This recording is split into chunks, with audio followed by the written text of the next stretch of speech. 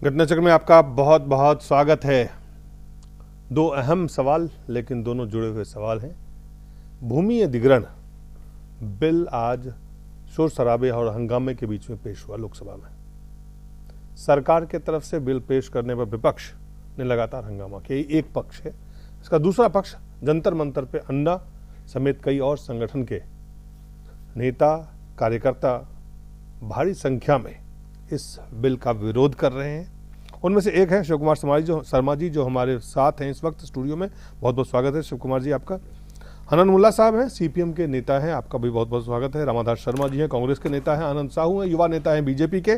और वरिष्ठ पत्रकार भूपेंद्र धर्मानी साहब हैं। सबसे पहले शिव कुमार जी, आपसे कौन कौन सी वो चीजें हैं जिसका आप सीधा सीधा विरोध कर रहे हैं? कौन सी ऐसी चीजें जिसको लगता है कि बिल्कुल इसमें नहीं होना चाहिए, जिसके लिए आंदोलन आप कर रहे हैं? देखिए, सबसे पहला विरोध हमारा यही है कि ये विधेयक बहुत मेहनत के बाद में यूपीए सरकार ने इसको पास किया था, परंतु ये नाकाफी नहीं था। इसमें काफी सुधार की आवश्यकता थी जी। किसानों की बगैर रजामंदी के उनकी भूमि का अधिग्रहण करना ये उचित नहीं है जी। दूसरा ये है कि अभी पूरे देश में ऐसे लोग भी हैं, गरीब आदिवासी, जिनकी संख्या करीब 5 करोड़ के आसपास है, जिनके पास अपने पास भूमि के मकान के लिए भूमि भी नहीं है। और हम ऊपर से तीसरा मुद्दा ये भी है कि 5,60,000 हेक्टेयर जमीन जी 5 वर्षों में उपजाऊ जमीन कॉलोनी, कारखानों, फैक्ट्रियों के लिए दी गई है, जो हमारी भारत की सकल भूमि का 2% भाग होता है जी। अगर 2% भूमि उपजाऊ जमीन कारखानों को दी जाती है तो 50 साल में हमारे पास कोई जमीन नहीं बचेगी, खाद्यान्न संकट खड़ा होगा, आबादी हमारी बहुत बढ़ जाएगी। ये राष्ट्रीय मुद्दे भी हैं, खाद्यान्न संकट से जुड़े मुद्दे भी हैं। ये तो एक आपने कहा, लेकिन जो जिस खास करके जो कानून बना था, उसके बाद अध्यादेश आया, फिर अध्यादेश के बाद आज वो बिल पेश हुआ। कुल मिलाकर के जो विरोध है वो कुछ खास पहलू पे है, या आपका विरोध इससे बिल से कोई लेना देना नहीं है? नहीं, हमारा बिल से लेना देना है जी। कि 80% किसानों की रजामंदी होनी चाहिए, पहली बात जी। और जब तक किसान की रजामंदी ना हो तब तक उसकी भूमि का अधिग्रहण नहीं होना चाहिए। हम विकास चाहते हैं, हम विकास के बिल्कुल विरोधी नहीं हैं, मगर विनाश की आधारशिला पर हम विकास नहीं चाहते। आज देश की स्थिति क्या है कि आज किसान सुसाइड करने को तैयार है, बड़ी संख्या में सुसाइड किसान कर रहा है। इस सरकार में गेहूं का जो अनुदान मिलता था वो समाप्त कर दिया, धान पर सब्सिडी मिलती थी वो समाप्त कर दिया, ऊपर से बिजली का संकट है। इस साल यूरिया और फर्टिलाइजर का संकट सामने खड़ा हुआ है। और तीसरा संकट जो सबसे बड़ा खड़ा हुआ है वो ये कि 20% ही गेहूं का उपार्जन सरकार करेगी, तो 80% अनाज गेहूं देश का कहाँ जाएगा?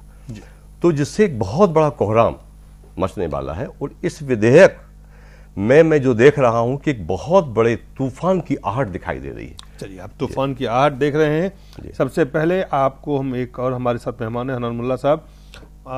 अनंत, क्या ऐसी कौन को आपने भी जब ये बिल पास हुआ था यूपीए के समय में, तब भी विरोध हुआ था, लेकिन ये पास हुआ था, कानून बना था, उसके बाद अध्यादेश और फिर आज बिल पेश हुआ है।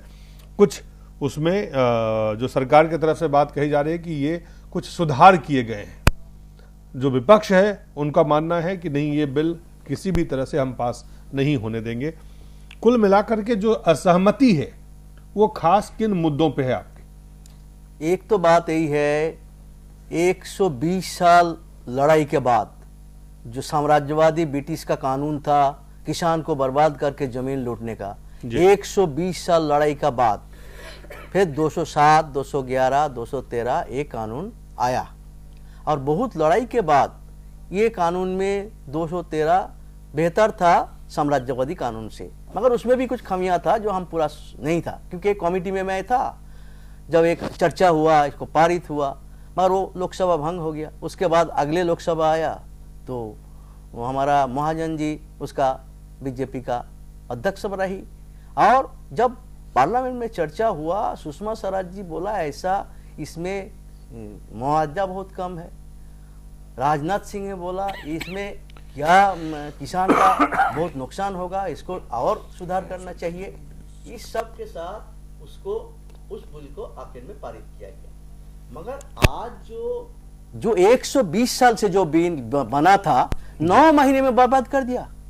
एक बिल बनने का बाद कानून उसको लागू करना पड़ेगा, उसके बाद देखना पड़ेगा उसमें क्या नुकसान हो रहा है, फिर रिव्यू हो सकता। रिव्यू करने का पहले आप उसको आप बर्बाद कर दिया। वो कानून में जो था 6 पॉइंट तो सीधा उससे निकाल लिया गया, 6 पॉइंट उससे सीधा निकल गया जो उसमें था। एक तो था कि उपज जमी जो उपजाऊ ज्यादा वो नहीं लिया जाएगा, ये लेने का फैसला इसमें है। यह था जो 80% 70% का जो सहमति का सवाल है उसको भी नकारा गया है। तो उसका बाद कंपनी जहां रहा था, प्राइवेट कंपनी का जगह प्राइवेट एंटिटी किया। उसका मतलब सारे जो एनजीओ है, सारे जो बीजेपी आरएसएस के संगठन है, सबके नाम पे जमीन हड़पने का ये रास्ता क्लियर किया जा रहा है।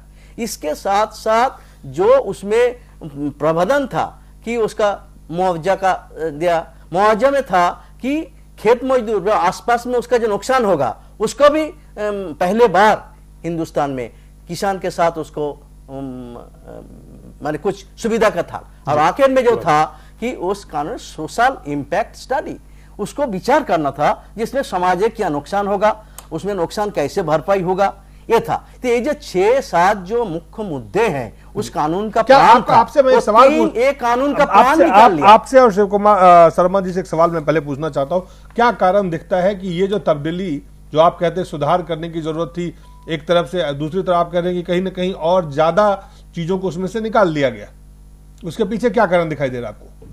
कारण दिखाई गया क्योंकि ये सीधा सीधी ये सरकार एजेंट है corporate land mafia and builder mafia का। अब मालूम है आपका एसीजेड के नाम पे जितना जमीन लिया गया है सिर्फ 17% यूटिलाइज हुआ, मालूम है आपका?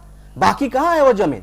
लाखों एकड़ जमीन लिया है। वो जमीन आज मैं आपको एक बात बताऊं, दुनिया में नहीं, दुनिया में भी कोई देश में कोई प्राइवेट लोगों का जमीन लेके सरकार प्राइवेट लोग को दे नहीं सकता, प्राइवेट लोग बेच सकता, मगर दुनिया में कोई कानून नहीं है एक प्राइवेट का जमीन लेके सरकार दूसरे प्राइवेट को दे सकता। मगर एक कानून है, अजीब कानून है, किसान का बर्बाद करने के लिए एक कानून है। किसान जमीन खोएगा, कुछ बचेगा नहीं। यही सवाल आपसे मैं जानना चाहता हूं, क्या कारण आप देख रहे हैं कि इस ये जो थोड़ा मुझे पीछे जाने की अनुमति देंगे आप।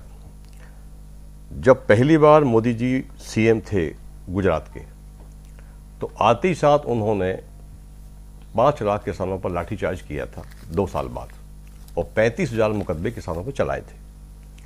मोदी जी ने जो भी निर्णय लिए अभी तक के सरकारी काल में, वो पूरी तरह किसान विरोधी, मजदूर विरोधी है, और पूरे देश में मैसेज गया है कि सरकार कॉर्पोरेट की एजेंट है, उद्योगपतियों की सरकार ये तो आप आरोप लगा रहे हैं कि ये तो आरोप है, विशुद्ध आरोप। देखिए, आरोप इसलिए है, हम उसको प्रूफ करेंगे ना आरोप को, कि जो भी निर्णय आपने लिए 8-9 महीने में, एक भी किसान के हित में आपका विकास को अगर करना है, डेवलपमेंट अगर करना है, विकास की बात मैं पहले कर चुका हूं कि हम विनाश की आधार से लाभ पर विकास दिलीप जी नहीं चाहते। आपके पास आता हूँ, आपके पास देश में तीसरे नंबर में है अभी कृषि में। अभी आता हूँ आप पहुंचिएगा, अपना तीसरा नहीं पहला नंबर पे पहुंचाइएगा। आप 2 नंबर में जा रहे हैं ज्यादा। आपके पास आ रहे हैं, इस तरह से बात करेंगे तो नहीं होगा। आपके पास आएंगे, आपके पास भी आएंगे। आपके पास आ रहे हैं। आपको विरोध करना था राज्यसभा जो में, स्टेप लिए हैं, राज्यसभा चलने देते, कांग्रेस के नेता नहीं है, देते, पार्लियामेंट को अर्जन क्यों किए इतना दिन से? कांग्रेस के नेता नहीं बोल रहे, राइट,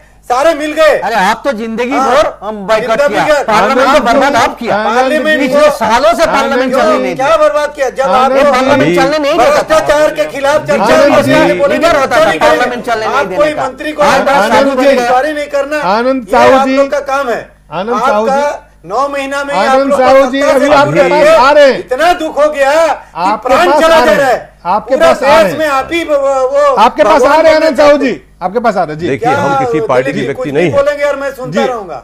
भाजपा ने अपने घोषणा पत्र में कहा था कि हम किसान को उसकी लागत का लाभकारी मूल्य 1.5 गुना देंगे जी। अभी सुप्रीम कोर्ट में फाइल किया, हम नहीं देंगे। नहीं जी। गेहूं पर सब्सिडी मिलती थी, पहला लेटर लिखा 1.5 महीने बाद सरकार ने कि कोई राज्य सरकार एक सब्सिडी नहीं देगी। 300 रुपए प्रति क्विंटल धान पर मिलता था, हम नहीं देंगे।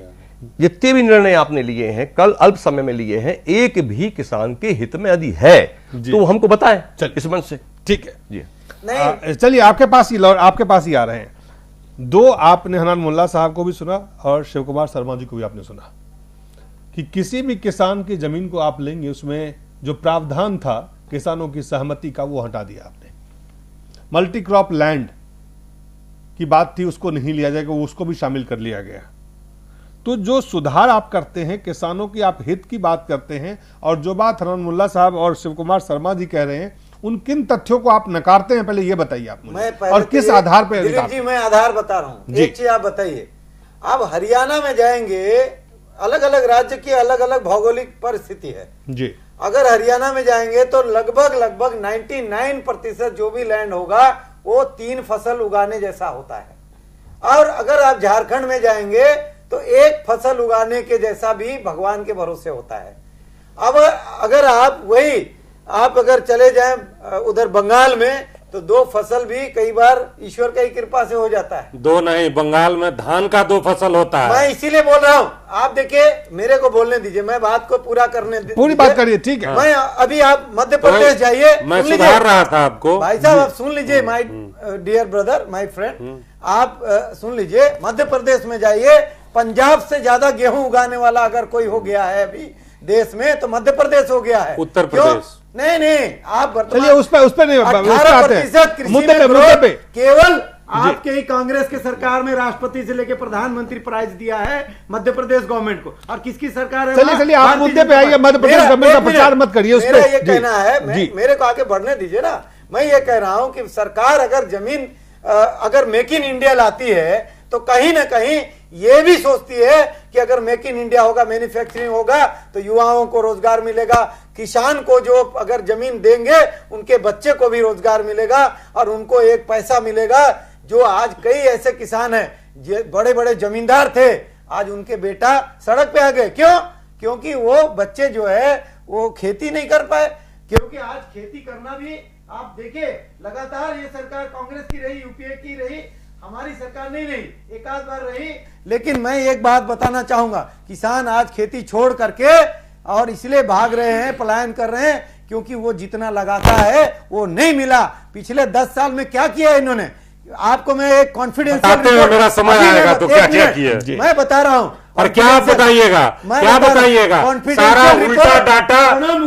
उल्टा डाटा देना आपका काम है भाजपा के लोगों का, और यही आप लोग करते हैं। संरचनाओं पर जो वित्तीय समावेश की बात कहा था, उसमें मात्र 10,000 करोड़ में कैसे आप ग्रीन रेवोल्यूशन लाएंगे? हमारी सरकार है। आज देखिए, किसानों के लिए पानी और बिजली जो है देने की बात कर रही है और उसके लिए पूरा लगा दिया है अलग से। आनंद जी, एक सिंपल साधारण किसान के हित अगर होते तो आज किसान का बेटा जो किसानी कर रहा है वो आज कहीं अमेरिका के तर्ज पर वो कहां से कहां पहुंच जाता। लेकिन ये किसान विकास नहीं किया, जिसका नतीजा आज भारत जो है नहीं, आप मुझे ये बताइए आनंद जी, चलिए आप भाषण दे लिया, अब सवाल का जवाब दीजिए। ये सवाल का जवाब दीजिए, जवाब नहीं, सवाल का जवाब दीजिए, सवाल सुन लीजिए, 34 एकड़ सवाल सुनिए, सुन लीजिए, सवाल सुनिए, जवाब दीजिए।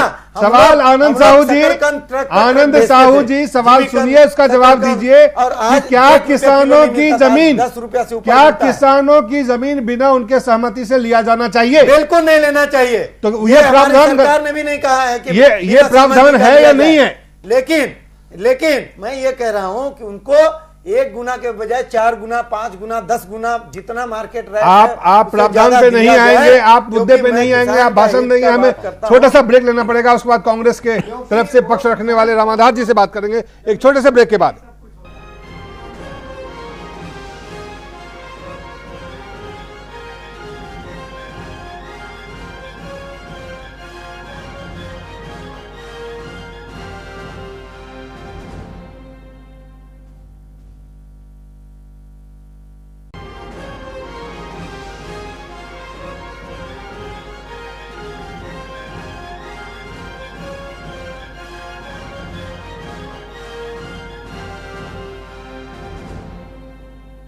ले लेंगे। एक बार फिर से स्वागत है घटना चक्र में। चर्चा कर रहे हैं भूमि अधिग्रहण बिल जो पेश हुआ, उसको लेके विपक्ष भी विरोध में है, संसद में भी विरोध और सड़क पे भी विरोध। रामाधार जी, कानून जब बन रहा था तो मुझे याद है संसद में भारतीय जनता पार्टी के तमाम नेता ने इसकी खामियां गिनाई थी। ये जो अध्यादेश आया है इसमें क्या क्या खूबियां हैं ये बताइए। सबसे पहले तो मैं निवेदन करूंगा पैनल के सभी साथियों से कि 2 मिनट अगर मैं कोई गलत बोलूं तो टोकें, लेकिन अगर मैं सही बात कह रहा हूं तो कृपया उस बात को लोगों के पास जाने दें। जी देखिए, भूमि अधिग्रहण एक ऐसा मुद्दा है जो अंग्रेजों का बनाया कानून था। बहुत विरोध के बाद, जैसा मुल्ला साहब ने कहा कि बहुत मेहनत के बाद सब लोगों की आपसी सहमति से एक प्रारूप 2013 में पास हुआ, पार्लियामेंट में वो कानून का शक्ल इख्तियार किया। उसका इम्प्लीमेंटेशन आज तक नहीं हुआ है। अब उसकी क्या खामियां थी या क्या अच्छाइयां थी, ये देश वो भी नहीं देख पाया, और उसमें सर्टेन अमेंडमेंट्स के लिए अध्यादेश लाए गए और लाने के बाद उसको लोकसभा में पेश किया गया। देखिए, कुछ एक चीजें हैं, मैं भुक्तभोगी रहा हूं। फतुहा औद्योगिक क्षेत्र के लिए बिहार में जमीनें अधिग्रहित की गई थी। वहां जो जमीनों का अधिग्रहण हुआ था उसमें 0.15 हेक्टर से लेके 2.3 हेक्टर तक के किसान थे। सबसे छोटे किसान के पास 0.15 हेक्टर जमीन था और सबसे बड़े किसान के पास 2.3 हेक्टर जमीन था। उन लोगों को मुआवजा उस समय 40 लाख रुपए पहले हुआ था और बाद में फिर 15 लाख रुपए और न्यायालय के आदेश से मिला। उन लोगों को 55 लाख रुपए प्रति हेक्टर उन लोगों को मुआवजा मिला।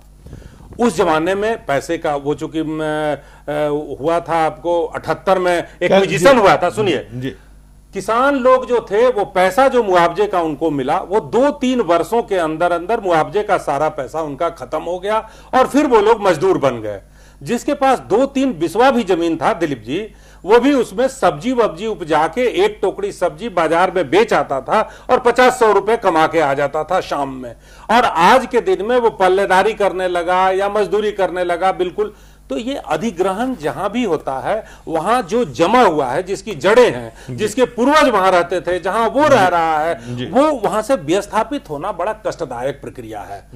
अब उसके लिए जो 70-80% लोगों की सहमति की बात की गई थी 2013 के कानून में, वो इसलिए की गई थी कि लोगों को लगे कि अगर बंजर जमीनें हैं या वहां से उस जो मुआवजे का मूल्य मिले उससे वो दूसरी जगह विस्थापित होकर रह सकते हैं, अपना जीवन यापन कर सकते हैं, तो इस प्रावधान को रखा गया था। देखिए, स्कूल बनाने के लिए, कॉलेज बनाने के लिए, अस्पताल बनाने के लिए, या राष्ट्रीय हित का मुद्दा जो है, डिफेंस का मुद्दा है, एटॉमिक रिसर्च सेंटर्स बनाने की बात है, इन सब मुद्दों पे कोई किसान विरोध नहीं करता। लेकिन अब उद्योग लगाने के लिए अगर उपजाऊ जमीनें ली जाएंगी तो विरोध है। अभी आप देख रहे हैं दिलीप जी इस चीज को कि बड़े शहरों में, दिल्ली में आप देख रहे हैं कि सारे बड़े कॉरपोरेट्स जो हैं वो लोग चावल का उत्पादन करते हैं। हम चावल 70-80 रुपए किलो चावल हम लोग खरीदते हैं यहां खाने को। किसान को कितना पैसा मिलता है उसी चावल का, जो उसी एसपीसी उसी आपका कुल मिलाकर के आप किन पॉइंट्स पे आपको लगता है विरोध मेरा है इसमें? देखिए, जो बात आनंद साहू जी कह रहे हैं कि किसानों के हित की बात कर रहे हैं, आप उसका विरोध कर रहे हैं। नहीं, किसानों की हित की बात, किसान को जमीन लेके आप मजदूर बना देंगे तो हित की बात कहां होगी? देखिए, बड़ा दर्दनाक कष्टदायक प्रक्रिया है। इसमें वापस रखना चाहिए, फिर से लाए हैं, अमेंडमेंट करना है, मेजोरिटी लोकसभा में उनका है, वो लाएं, लेकिन सहमति का मुद्दा इसमें जोड़ें। न्यायालय जाने की आजादी दें किसानों को। उपजाऊ कम से कम 2 फसली जमीनें, जैसे हिंदुस्तान में बहुत सारी जमीनें हैं जो 3 फसल भी देती हैं। आप बंगाल में जाएंगे तो वहां खरीफ और गर्मा 2 फसल धान का होता है। अब आप देखिए कि उपजाऊ 2 फसली जमीनों के इक्विजिशन पे रोक लगना चाहिए और किसान और खेत मजदूरों के हित को सर्वोपरि रखते हुए निर्णय ले, और न्यायालय की भूमिका इसमें उसको नकारने की ना रहे। किसान जाए न्यायालय के पास, लोकतंत्र है हमारा। भूपेंद्र धर्मानी जी, आप तमाम अलग अलग पक्ष आपने सुना, आप निष्पक्ष हो गए। भूपेंद्र धर्मानी जी, कुल मिला के भारतीय जनता पार्टी की तरफ से जो तर्क दे रहे हैं आनंद साहू जी, आपको लगता है उसमें दम है, किसानों के हित में वो काम कर रहे हैं? देखिए, ऐसा है कि जो भी बात आई, बहुत पुराना जो अंग्रेजों का कानून बदलने का जो कांग्रेस ने प्रयास किया जी, वो 2013 से लेके मेरे को लगता है 14 मिड तक सरकार में रहे। उसका इम्प्लीमेंटेशन कितना हुआ वो हरियाणा में सब झलकता है। नहीं, धर्मानी साहब, एक बात मैं और कहना चाहूंगा, प्लीज। आप बोल रहे थे कुछ नहीं, एक मिनट सर, एक मिनट सुधार, रामाधार जी एक मिनट, हरियाणा में रामाधार जी एक मिनट, ऑलरेडी रामाधार जी एक मिनट बोला जाए। आप बोल रहे थे, मैं कुछ नहीं बोला, बोला जाए, बोलिए। बोलिए। इनकी सरकार ने वहां क्या किया, किस कारण से वहां पर भूमि अधिग्रहित होती रही और वो कहां जाती रही, वो मेरे को लगता है जो हमारे सीपीएम के नेता यहां बैठे हैं वो भली भांति जानते हैं इन्होंने कितना वहां पे किस प्रकार का विरोध हुआ, क्या कुछ नहीं हुआ। मुझे उसकी डिटेल में नहीं जाना है। मेरा यह कहना है कि जो भी आज कानून की बात हो रही है उसमें कुछ अमेंडमेंट करने के लिए शायद सरकार तैयार भी हुई है।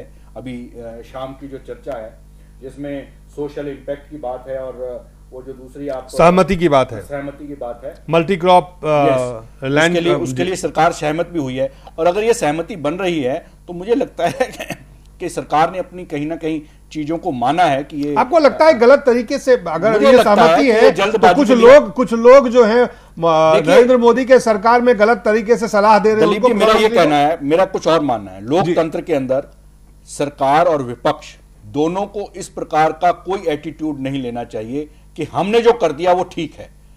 ये जनता के हित में क्या ठीक है उसके लिए मिल बैठकर चर्चा का जो मैं कुछ और कह रहा हूं, मेरा आपसे सवाल ये है, किसान संघ के नेता में यहां बैठे हैं जी, या आपने अभी संघ के कुछ नेताओं का जिक्र किया या अपना जो कांग्रेस के किसानों से जुड़े संगठन है उनका जो विरोध है, ये जो पक्ष है ये कोई जबरदस्ती अपना राजनीतिक हित स्वार्थ करने के लिए नहीं है। ये लोग ये किसानों से जुड़े हुए मुद्दों को उठाने वाले लोग हैं। इनके साथ बैठकर चीजों की मॉडलिटीज, ये कौन सा देश के देश हित में काम नहीं करना चाहते, ये भी नेशनलिस्ट लोग हैं, राष्ट्र हित में, राष्ट्र की नहीं। लेकिन मेरा सवाल दूसरा है, जो बात आनंद साहू जी कह रहे हैं आप उनसे सहमत हैं? बीजेपी लगता है कि वो किसानों के हित की बात कर रहे हैं और विपक्ष जो है विरोध कर रहा है, लोग सड़क पे उतर गए हैं, मैं कुछ और कह रहा हूं, अन्ना आंदोलन कर रहे हैं। ये तमाम लोग किसान विरोधी हैं और आनंद साहू और उनकी पार्टी, उनकी सरकार जो है किसान हित में काम कर रही है। कुछ और कहना है दलीप जी, एक मिनट, मैं ये कुछ और कहना चाह रहा हूं। मैं ये हो सकता है इनके सब मुद्दों से मैं भी सहमत ना हूं जी, हो सकता है उसके, लेकिन ये जो लोकतंत्र है या जिसमें हम संसदीय प्रणाली ली उसमें बैठकर जो चीजें अच्छी लगती हैं, सब में सहमति है, उसको तो इनकॉर्पोरेट करना ही चाहिए ना। अब जैसे 2 मुद्दों पे आज सरकार ने कहा सहमति व्यक्त की है, ऐसी अगर पहले चर्चा हुई होती तो ये जो आपने अभी बात कही कि कुछ लोग जल्दबाजी में चीजों को स्पीड अप देने के चक्कर में ऐसे जो लोक लुभावन चीजें हैं उसको इग्नोर करते हुए और कुछ चीजें ऐसी डालने के चक्कर में है जो अफेक्टेड पार्टी है उसके हित के खिलाफ जा रही है। और मुझे लगता है कि जो अगर ये भूमि अधिग्रहण के जो बात आप कर रहे हैं ये कोई इतना सिंपल मुद्दा नहीं है। आज वो कह रहा है होता तो लोग सड़क पे नहीं होते, संसद में विरोध नहीं हो रहा होता। कुछ और कह रहा हूं, देश के अंदर भूमि जो है उसका मालिक कोई है और उसके ऊपर रोजी रोटी चलने वाले परिवार इतने हैं, उनका क्या होगा? क्या ये तो वही आनंद साहू जी जो बात कह रहे हैं जी, मैं बता रहा हूं एक बात, मेरे एक मिनट बिल्कुल मैं बता रहा हूं। अगर वास्तव में अगर मुझसे कहेंगे कि भाई आप क्या होना चाहिए आपके हिसाब से, तो मैं तो यही कहूंगा कि हमारे आजाद भारत में जो भूमि है किसानों के पास, चाहे जिसके पास भी, वो असली मालिक है। सरकार जो है उसको होना चाहिए 3रे नंबर में, क्योंकि अब क्या होता है, चलिए वो आप वो उस पे नहीं आनंद साहू जी आप दो तरह की बातें नहीं, सॉरी आनंद साहू जी नहीं, आप जो बात बता रहा हूँ, 1 मिनट आप जो कंपनी का ओनर है और सरकार है, 3 पार्टी है। अगर सरकार और कंपनी वाले एग्रीमेंट कर लेते हैं और ओनर को बाहर कर देते हैं, मैं ये कहता हूं कि सरकार और किसान और ओनर तीनों मालिक बनना चाहिए और जो भी रॉयल्टी क्यों मालिक बनना चाहिए तीनों? किसानों का भी नहीं तीनों क्यों मालिक होना चाहिए? किसानों की जमीन किसानों का है, किसानों का जमीन का मालिक किसान होगा, उसका मालिक सरकार क्यों मालिक बने, कंपनी क्यों मालिक बने? नहीं बनेगा। आप बीजेपी के नेता के बयान सुन चुके हैं, ये इनको कोई तैयारी नहीं है, ये कभी दाएं बोल रहे हैं कभी बाएं बोल रहे हैं। किसान की जमीन है उसकी माँ है, जी आनंद जी प्लीज, किसान की जमीन उसकी मां है और उसकी मां पर कोई अतिक्रमण करे ये किसान देश का कभी बर्दाश्त नहीं करेगा। आप कह रहे हैं कि 2 उसमें पार्टनर होना चाहिए, कहां से कंपनी आ गई आपकी, कहां से आपकी सरकार बीच में आ गई? किसान की जमीन उसकी पुश्तैनी जमीन है, वो चाहे अपनी सहमति पर दे तो दे सकता है, परंतु वो उसमें शेयर होल्डर कैसे हो सकता है? देखिए, आपको आप दोनों तरफ बात करते हैं, कभी यहां बात करते हैं, कभी वहां बात करते हैं, आपको विधेयक की कोई जानकारी है नहीं है। साइड कर देते हैं जी जी, जब नया सरकार बीजेपी का आया था, उसका जो पहले कृषि मंत्री था वो आके ऐलान किया था एक कानून में लागू करूंगा, जोर शोर से लागू करूंगा बोला था, और 7 दिन बाद वो मर गए। अब उसके बाद जो नया मंत्री आया आके बोल दिया यार कानून बदलोगा।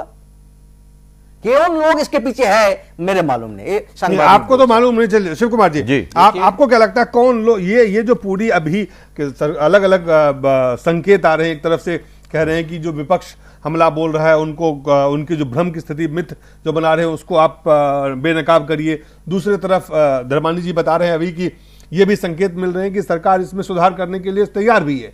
कुल मिला के बातचीत भी हुई है, आप लोगों की बातचीत हुई है, हमें यह बताया गया है। बातचीत हुई है जी, परंतु जो आज का हमारे पास जो जानकारी है जी, मैं बातचीत करने नहीं गया, कि सरकार इस मामले पर अड़ी हुई है और मोदी जी की जो वृत्ति है वो चूंकि उनको बहुत बड़ा बहुमत मिला है तो एक तानाशाही की वृत्ति से देश चलाना चाहते हैं, तो वो नहीं होने देंगे हम। किसान इस बात को ठान के बैठा है। कितने संगठन हैं इस समय जो आप देखिए, कर रहे हैं? अभी पूरे देश के जिनसे मेरा संपर्क हुआ है वो 35 किसान संगठन से संपर्क हुआ है, और वो आरएसएस के जो संगठन है, भारतीय आरएसएस के संगठन का तो ऐसा होता है कि वो नूरा कुश्ती लड़ते हैं। जब तक संघ से आदेश होता है तभी वो काम करते हैं, अदरवाइज उनका काम पूरा नूरा कुश्ती का होता है। वो एक बार सरसंघ चालक की बैठक में मैं किसी कारण से गया था, तो उन्होंने बड़ा स्पष्ट किया था कि संघ में कितने अनुषंगिक संगठन बने इस बात का विषय नहीं है। सहयोग है उनका आपके अभी आंदोलन में? उनके किसानों का सहयोग है, पर उनके जो नेतागण हैं, जो उनके पदाधिकारी हैं, उनका कोई अभी तक हमारे पास सहयोग के लिए कोई फोन वगैरह नहीं आया, न सहमति व्यक्ति है। पर जो नीचे का कैडर है, जो संघ को बारीकी से नहीं समझता है, वो हमारे साथ। लेकिन संकेत आपको मिले हैं कि इसमें कोई सरकार इसमें किसी तरह की तब्दीली तैयार नहीं है? हाँ, हमें संकेत ये मिले हैं कि सरकार जिद में आ रही है, और किसी भी प्रकार का, जो आज लेटेस्ट हमारे पास समाचार आया है कि वो किसी भी कीमत पर इस विधेयक को वापस नहीं लेगी। आनंद जी, क्या आपके पास पार्टी के पक्ष रखने के? जी नहीं, शिव कुमार जी, 1 मिनट जी।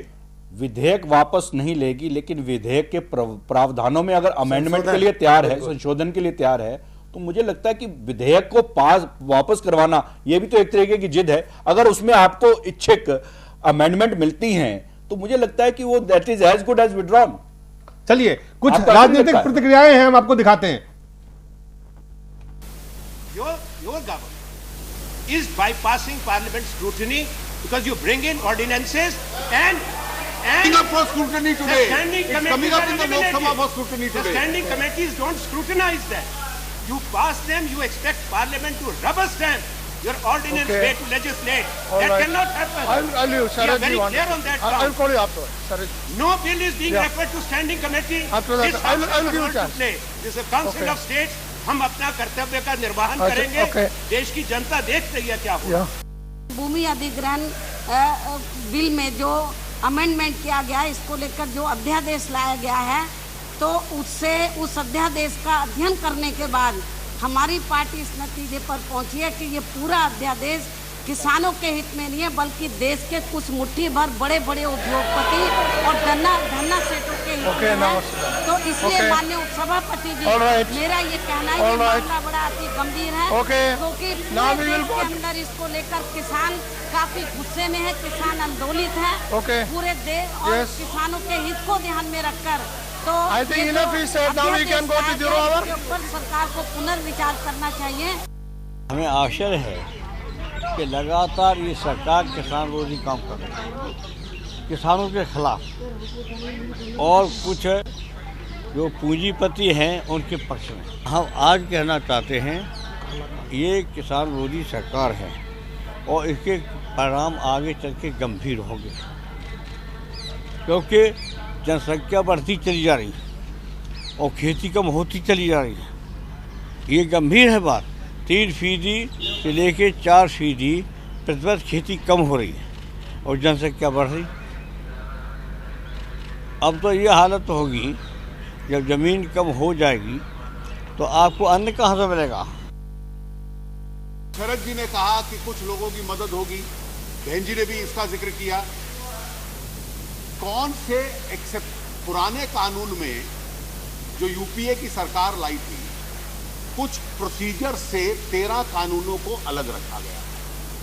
हमने हर कानून में उन 13 में भी जो अलग रखा था, ये कहा कि 4 गुना मुआवजा किसान को दिया जाए।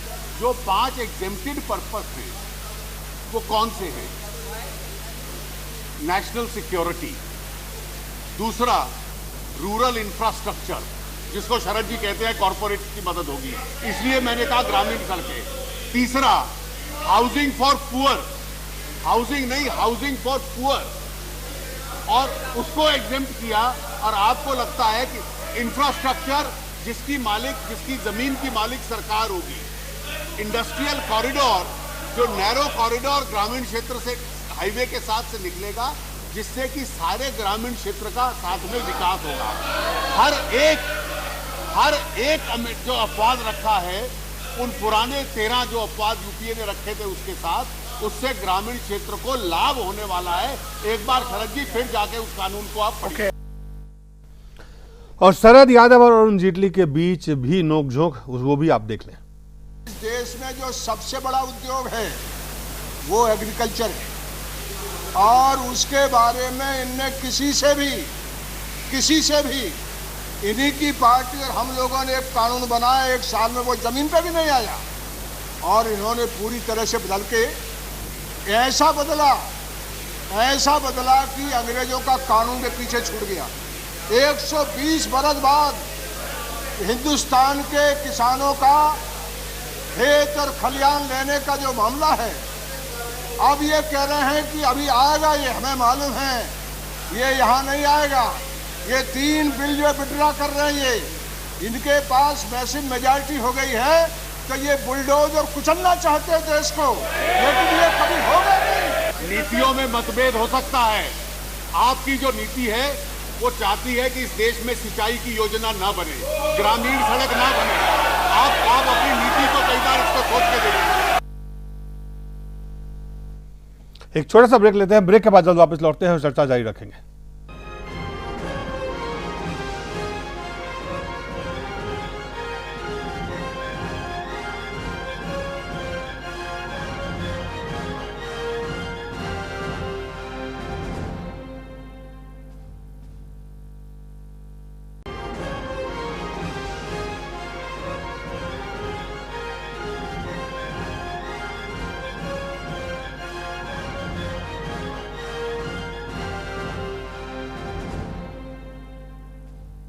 फिर से स्वागत है। घटना चक्र में हम चर्चा कर रहे हैं भूमि अधिग्रहण बिल जो संसद में पेश हुआ, उस पर लगातार संसद से लेकर सड़क तक हंगामा है।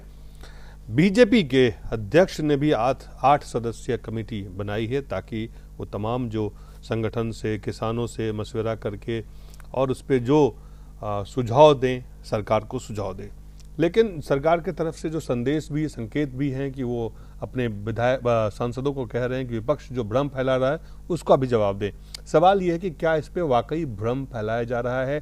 क्या इस आंदोलन जो लोग कर रहे हैं वो सरकार जब तक इस बिल को पूरी तरह से संसद में विरोध है, संसद में विपक्ष है, वहाँ पर इन चीज़ों पे बहस होगी, चर्चा होगी, सार्थक चर्चा हो सकती है। तो इस आंदोलन को करके क्या दबाव बनाना चाह रहे हैं, या जो आगे हिंदुस्तान को ले जाने वाली सरकार इसको रोकना चाह रहे हैं? देखिए, किसान तो ये सब चीज़ जानता नहीं है जी। किसान का तो सीधा सीधा सोच है कि मेरी जमीन, मेरी धरती मेरी माँ है, और इस पर किसी प्रकार का अतिक्रमण हो उसे बिल्कुल बर्दाश्त नहीं होगा। इसके लिए जमीन तो चाहिए, विकास के लिए जमीन चाहिए। मैं आपसे पहले निवेदन, विकास के लिए, शिक्षा मैं आपसे पहले, के लिए, रक्षा के लिए, सड़क के लिए, जी मैं आपसे पहले निवेदन कर चुका हूं कि विकास खूब करिए, मगर विनाश की आधारशिला पर हमें विकास ये कौन तय करेगा कि विनाश क्या है और विकास क्या है? ये तो जिसको चुनी हुई सरकार है वही तय करेगा। देखिए जी, जब सरकार जमीन देती है किसी को तो वो लीज पर लेती है। किसान से आप जमीन लीज पर ले लीजिए, किसान अगर सहमत होगा तो लीज पर जमीन दे देगा आपको, और जो उसका परसेंटेज में प्रतिवर्ष किराया बढ़ेगा आपके पास आता हूं जी, हाँ आपके पास आता हूं जी। तो उसको भूमिहीन करके आप, जैसा कि अभी भाई साहब ने बताया कि किसान को पैसा दिया, उससे खर्च हो गया, वो भूमिहीन मजदूर हो गया। तो आप जो भी अब उसमें जब नौकरी का प्रावधान क्या, अगर किसी को जमीन जाती है तो वहां पे उसकी नौकरी भी होगी, उसमें मुआवजा भी है, तमाम चीजों को सुनिश्चित देखिए, ये हमने जो अभी तक अनुभव देखा है जी कि जो भी जमीन जाती है ना कोई नौकरी मिलती है ना कुछ मिलता है, कुछ समय के लिए वो तमाम दिखावा होता है जी। वास्तविकता केवल ये है कि आपको अगर कारखाना लगाता है, आपके पास आते हैं, आप लीज पे लीजिए, विकास कार्यों के लिए हम जमीन देने को तैयार हैं। राष्ट्र का विकास हो, सड़क के लिए हो, नहर के लिए हो, आपका अस्पताल के लिए हो, उसमें हमें कोई आपत्ति नहीं है। परंतु मल्टीनेशनल और विदेशी कंपनियों के लिए आप किसान की जमीन छीन कर देंगे, ये इस देश का किसान कभी बर्दाश्त नहीं करेगा। और वहां पे असल विरोध है आपका? हमारा वहां विरोध है, वहां पे विरोध है।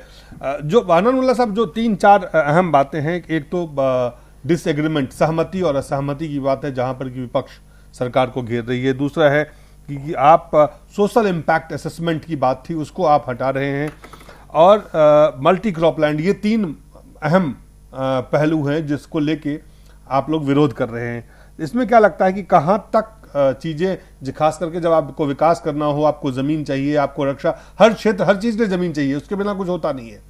तो ऐसे में सरकार के पास विकल्प क्या है? किस तरह के विकल्प आप देखते हैं? जो पहले कानून था वो ठीक था?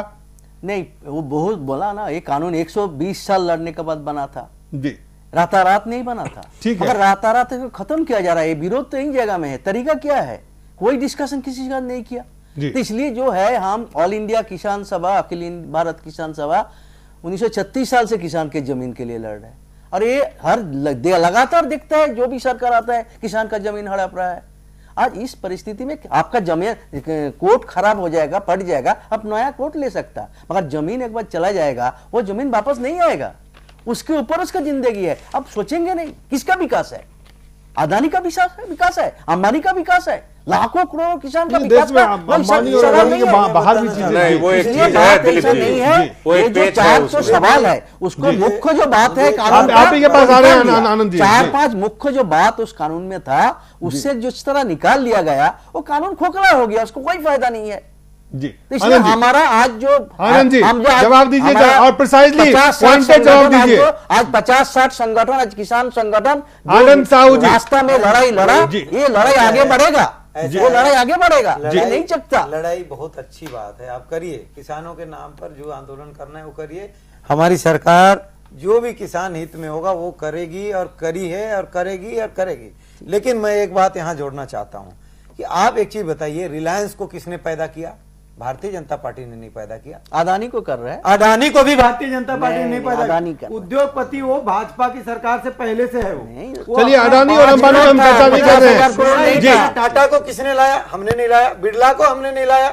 मैं ये कह रहा हूं, अगर उद्योगपति भी नहीं होंगे तो कई बातें जो है, शायद हमारे किसानों को जो उर्वरक मिलता है उद्योगपति बनाते हैं। आप उद्योगपति पे भाषण मत दीजिए, आप पॉइंट पे आइए। मैं एक बात, आप पता नहीं कहां ले जा रहे हैं अंबानी, क्योंकि जैसे मैं किसानों के बारे में बात करिए। एक बात बताना चाहता हूं कि आज 70 साल होने वाला है आजादी का, किसानों को पानी नहीं मिलता है, बिजली नहीं मिलता है। अरे किसानों के पानी बिजली पे हम बात चर्चा नहीं कर रहे हैं आनंद साहू जी। आनंद साहू जी, जब पार्लियामेंट चालू हो जाता है उस समय अभी हल्ला कर रहे हैं, जिस समय जब ये जो तो ये जो कानून अध्यादेश आप लाए किसानों को बिजली और पानी देने के लाए हैं, लागू कर लिए होते। आनंद साहू जी, ये जो अध्यादेश आया है, जो बिल पेश हुआ है, उसका मकसद है किसानों को बिजली और पानी देना।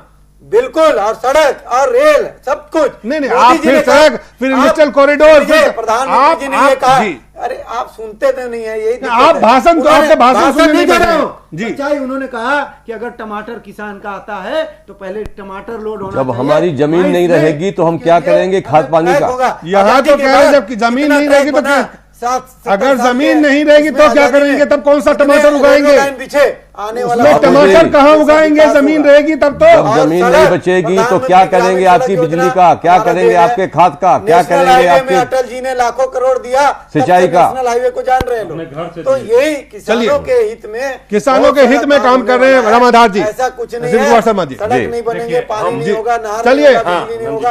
एक मेरा आरोप है सरकार पर, बहुत छोटा सा मैं, देखिए, हिंदुस्तान अमेरिका नहीं है कि इसके पास आबादी कम है और जमीनें बहुत ज्यादा है। हमारे यहाँ की अभी भी 70% आबादी लगभग खेती पर निर्भर है। 1 हेक्टेयर जमीन पर 6 लोगों को मोटा मोटी रोजगार मिलता है। पॉइंट पर हमारे पास समय बहुत पॉइंट पे आ रहे हैं जी। और 200 हेक्टेयर में जो उद्योग लगता है उसमें 1700 लोगों को मात्र रोजगार मिलता है। तो ये बेरोजगारी की समस्या भी बढ़ेगी भूमि अधिग्रहण करके उद्योगपतियों को देने से। ये बात भी एक चीज है, इस मुद्दे पर भी विरोध है और आंदोलन होगा। इसमें सरकार को अपने कदम पीछे खींचने होंगे। बिना सहमति के ये जमीन भूमि अधिग्रहण कानून में उसको डाले हुए, न्यायालय में चैलेंज करने के अधिकार को डाले हुए इस बिल को हम लोग पास नहीं होने देंगे। चलिए, क्या क्या पॉइंट्स है जिसपे आपको लगता है कि ये आंदोलन अब आगे बढ़ेगा, रुकेगा नहीं अगर सरकार पीछे नहीं हटी तो? एक आरोप और लगाना चाहता हूं जी। हमारे प्रधानमंत्री जी में नैतिक साहस की बहुत कमी है। अगर उनमें नैतिक साहस होता तो इस विषय को पार्लियामेंट में लाते। इतनी जल्दबाजी क्या थी देश में? पार्लियामेंट में तो आ गया, अब नहीं पेश हो गया पार्लियामेंट, अभी हुआ है पेश। वो तो प्रक्रिया चलिए, वो अध्यादेश कोई पहली बार नहीं लाया गया है। मेरा सिर्फ अध्यादेश पहली बार नहीं है, कर रहा था इसलिए आ तो गया। अब तो पार्लियामेंट अब लाए हैं ना जी। अब पार्लियामेंट जब लाए, जब उसको राष्ट्रपति के पास भेजा साइन करने के लिए, अध्यादेश था वो, ऑर्डिनेंस था। दूसरा हमारा कहना यह है कि जिस प्रकार फॉरेस्ट की लैंड रिजर्व है, अन्य कामों की एरीगेशन की लैंड रिजर्व है, तो हम बार बार इस मांग को कर रहे हैं कि एग्रीकल्चर के लिए हम चूंकि अन्न पैदा करने वाले लोग हैं, देश की दो अनाज देने वाले लोग हैं, तो हमारी ये भी चिंता है कि हम पे जमीन नहीं रहेगी तो हम इस देश की जनता को अनाज कहां से देंगे। तो कृषि भूमि भी आरक्षित होनी चाहिए, उपजाऊ जमीन, ताकि हम इस देश के लोगों की सेवा कर सकें। आपको लगता है कानून में ये प्रावधान होना चाहिए? ये होना चाहिए जी। अभी इन्होंने एक और कानून पास किया है, बड़ा दर्दनाक कानून था, उसको करीब 4-5 महीने हो गए हैं, कि अब भारत की जितनी भी कंपनियां हैं ये सीलिंग एक्ट से मुक्त हो चुकी हैं। अब कोई भी कंपनी कितनी भी जमीन ले सकता है। तो ये जो जितने भी स्टेप ये लिए जा रहे हैं ये पूरी तरह किसान विरोधी हैं। हमारा वही एक्ट पे हम फिर से लौट के आते हैं जहां हम चाहते हैं। ये कब हुआ? ये जो है ये करीब 3 महीने पहले हुआ है। तो आप ये कह रहे हैं कि ये जो सरकार है वो कहीं ना कहीं आपका आरोप है कि जो तमाम निर्णय जो है सरकार में, चाहे वो सुप्रीम कोर्ट में हो, चाहे यहां से हो, चाहे वहां से हो, वो किसान विरोध में है, किसान विरोधी है और कंपनियों के एजेंट है। ये इसमें हमारा खुला आरोप है। आपका खुला आरोप है। कुछ उद्योगपति जो हैं, कुछ प्रिय सरकार के प्रिय उद्योगपति कृषि के क्षेत्र में प्रवेश कर रहे हैं, इसीलिए ये चीजें जो है वो अमेंडमेंट्स लाई गई हैं। चलिए, सवाल है छोटा सा, अडानी भी आ रहा है, एक लाइन का एक सवाल है दिलीप जी। अब अडानी फडानी को नहीं जानते, अडानी है, अंबानी है, कौन कौन है, क्या है, आपसे सवाल पूछ रहे हैं। एक छोटा सा सवाल है दोनों मित्रों से। बोलिए। आजादी के 70 साल लगभग अब होने वाले हैं, हो जाने दीजिए, 1-2 साल में।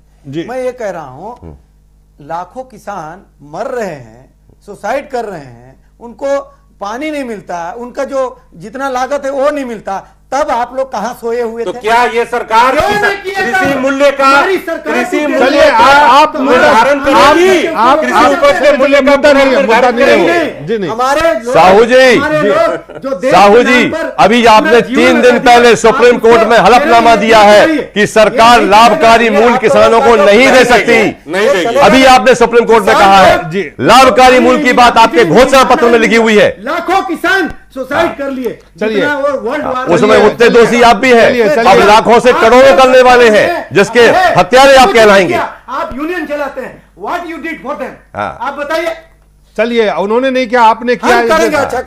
धर्मानी जी, जो बात शिव कुमार शर्मा जी कह रहे हैं, आनंद मुल्ला साहब कह रहे हैं, रामाधार जी कह रहे हैं कि जितने भी निर्णय ये कह रहे हैं 8-9 महीने में नरेंद्र मोदी की सरकार ने लिए हैं, उसमें काफी कुछ ऐसी चीजें हैं जो किसान विरोधी है, इंक्लूडिंग भूमि अधिग्रहण बिल। देखिए, मुझे ये लगता है कि वही मैंने कहा ना, ये स्वीपिंग स्टेटमेंट है, हर किसी का उन्होंने वो चीज गिना रहे हैं, मैं भी गिनवा रहा हूं जी। देखिए, जहां तक इस बिल की बात है, जिसकी बात आज जिस ऑर्डिनेंस को लाने की बात कर रहे हैं, जिसमें विरोध है, उसमें 2 अमेंडमेंट वो पहले मान चुके हैं। लेकिन इसमें जो क्लॉज डाली हैं, जैसे अभी बात हो रही थी, उसमें पर्टिकुलरली कुछ चीजें ऐसी हैं जो ऑब्जेक्शनेबल हैं। मैंने ये कहा ना कि ये जो किसान के हित में नहीं है। मैं ये कहना चाहता हूं कि लोकतंत्र के अंदर, अब जैसे अभी आपने आप ये कह रहे हैं कि जो किसान के हित में नहीं है, मेरी बात सुनिए जी। जो अभी आपने जेटली की बाइट सुनाई, अगर वो उसी के अंदर लिमिट करते हैं अधिग्रहण को, जैसे हाईवे जा रहा है, एक पर्टिकुलर एरिया तक ही आप कॉरिडोर बनाना चाहते हैं, आप उसको बिल्कुल बियॉन्ड दैट लिमिट क्रॉस नहीं करना चाहते हैं, तो मुझे लगता है कुछ चीजें बैठकर नेगोशिएट करके एक दूसरे को समझने की आवश्यकता है।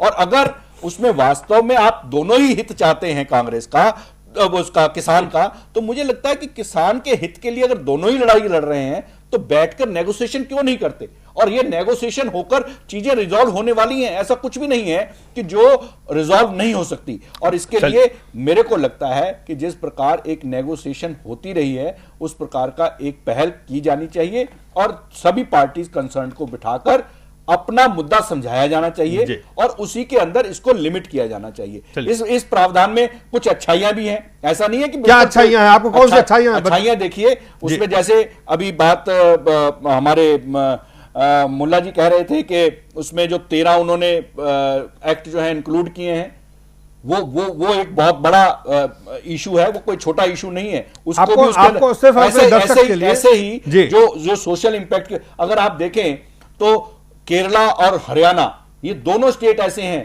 पहले जो अभी रूल कर रहे हैं, जो इस क्लॉज को, कंसेंट क्लॉज को विड्रॉ करना चाहते थे पीपीपी के लिए। आपको हम कुछ दर्शकों के लिए सिर्फ बता दें कि पहले जो कानून था उसमें 80% किसानों की सहमति जमीन अधिग्रहण के लिए जरूरी थी।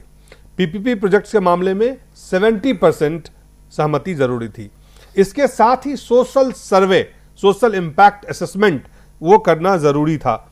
और अगर जमीन अधिग्रहण की प्रक्रिया में अधिकारियों ने किसी भी मानक की अनदेखी की तो उसके खिलाफ कानूनी कार्रवाई की जा सकती थी। और अगर अधिग्रहण 5 साल प्रोजेक्ट जो शुरू नहीं हुए तो किसानों को जमीन वापस मिल सकती थी और सरकार जमीन अधिग्रहण के 2 साल के अंदर जमीन लौटाने पर पुनर्विचार कर सकती थी। अभी जो अध्यादेश है और अब जो है उसमें defence, national security, PPP projects, industrial corridor और गरीबों के घर इंफ्रास्ट्रक्चर जैसे प्रोजेक्ट्स में जमीन अधिग्रहण के लिए किसी सहमति की जरूरत नहीं है और सोशल इंपैक्ट असेसमेंट की भी जरूरत नहीं है। अधिग्रहण के बाद जमीन पर प्रोजेक्ट शुरू करने की कोई डेडलाइन भी नहीं रहेगी। अदालत में मामला जाने के बाद अधिकारी कार्रवाई के दायरे में नहीं आएंगे। बिना अनुमति अधिकारी के खिलाफ कोई मामला दर्ज नहीं हो पाएगा। यह बुनियादी अंतर है और ये वो अंतर है जिसके ऊपर ये विरोध भी है, संसद में भी और सड़क पे भी आंदोलन है। जाते जाते आपको हम ये अपनी रिपोर्ट छोड़ते हुए जाते हैं, हमारे पास समय खत्म हो गया है, फिर इस मुद्दे पे और चर्चा करेंगे। फिलहाल इस रिपोर्ट को देखिए। आप सबका बहुत बहुत धन्यवाद।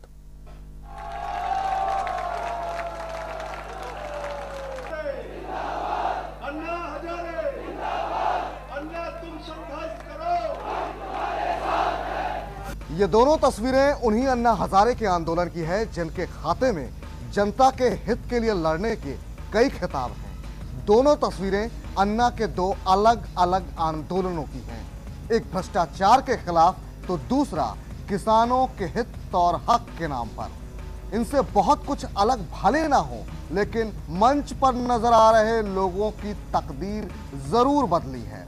पहली तस्वीर भी दिल्ली में हुए अन्ना के आंदोलन की है। 3 साल पुरानी इस तस्वीर में अन्ना के साथ उनकी टीम के मेंबर अरविंद केजरीवाल हैं। इनका तब परिचय आरटीआई एक्टिविस्ट, पूर्व आईआरएस अफसर और एनजीओ चलाने वाले का हुआ करता था। लेकिन 3 साल बाद की आज की इस तस्वीर में अन्ना के साथ एक बार फिर नजर आ रहे हैं अरविंद केजरीवाल की तकदीर और परिचय दोनों बदल गए हैं। वो उसी दिल्ली के सीएम है जहां भ्रष्टाचार के खिलाफ आंदोलन के नाम पर उन्होंने पार्टी की नींव रखी थी, फिर बम्पर बहुमत से सत्ता हासिल की।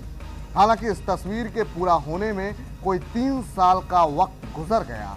इस दौरान दोनों ओर से आरोपों के तीर चले। अन्ना केजरीवाल के पार्टी बनाने से नाराज थे, सो उन्होंने कई बार खुले मंच से अपने पुराने शिष्य की राजनीतिक महत्वाकांक्षा पर प्रहार किए। लेकिन अन्ना के आरोपों से बेफिक्र केजरीवाल राजनीतिक मोर्चे पर एक के बाद एक सफलता की कहानी लिखते रहे। पहले दिल्ली के 49 दिन के लिए दिल्ली के सीएम बने और फिर प्रचंड बहुमत के साथ 5 साल के लिए दिल्ली जीती। उधर आंदोलन के लिए हाथ आजमाने और नई टीम बनाने की नाकाम कोशिशों के बाद अन्ना के मंच पर 3 साल बाद केजरीवाल की वापसी हुई और तस्वीर पूरी। हालांकि मुद्दा किसानों के हित को भूमि अधिग्रहण बिल के विरोध को बनाया गया, लेकिन आंदोलन की टाइमिंग और इंटरनेट पर वायरल हुई कुछ तस्वीरें आंदोलन की नीति और नीयत पर सवाल खड़े कर रही हैं। मसलन किसी भी नेता और राजनीतिक दल के साथ मंच साझा करने से इनकार करने वाले अन्ना ने केजरीवाल के लिए ये छूट क्यों दी? केजरीवाल को अभी सरकार बनाए जुमा एक हफ्ता भर हुआ है और इस दौरान उन्होंने ऐसा कौन सा जनहित का बड़ा काम कर दिया जिससे अन्ना का दिल पसिज गया और वो उस कड़वाहट को भूल गए जो केजरीवाल के पार्टी बनाने के बाद उनके दिल में आई थी। क्या अन्ना वाकई किसानों के हित के लिए लड़ रहे हैं या फिर केजरीवाल के लिए बड़ी राजनीतिक भूमिका की पृष्ठभूमि तैयार कर रहे हैं? गरीब किसान और आम आदमी के हितों की बात करने वाले अन्ना की ये तस्वीर भी कई सवालों को जन्म दे रही है, जिसे एक चार्टर्ड प्लेन में खींचा गया। कहा जा रहा है कि अन्ना किसानों के हित की लड़ाई लड़ने के लिए दिल्ली इसी चार्टर्ड हवाई जहाज में आए, जो कि कांग्रेस के पूर्व सांसद और देश के जाने माने उद्योगपति का बताया जाता है। अफवाहों के मुताबिक अन्ना के चार्टर्ड विमान के सफर में पूर्व पीएम मनमोहन सिंह के मीडिया एडवाइजर रहे एक पत्रकार भी अन्ना के हमसफर थे। तो क्या वाकई अन्ना किसानों के हित के लिए दिल्ली आए या फिर उनका सिर्फ राजनीतिक महत्वाकांक्षा के लिए इस्तेमाल हो रहा है? कुछ उसी तरह से जिस तरह से अगस्त 2011 में भ्रष्टाचार के खिलाफ आंदोलन के नाम पर पार्टी खड़ा करने के लिए किया गया था, या फिर अन्ना का टीम केजरीवाल से अलग होना, उनका विरोध करना रणनीति का हिस्सा था ताकि आप सुप्रीमो सत्ता की सीढ़ियों को चढ़ सके। ये सवाल हैं, हो सकता है कि इनका कोई आधार ना हो, लेकिन जवाब उसी शख्स को देना होगा जिसकी ललकार पर पूरा देश भ्रष्टाचार से लड़ने के लिए उठकर खड़ा हो गया था। Bureau report, Jain TV.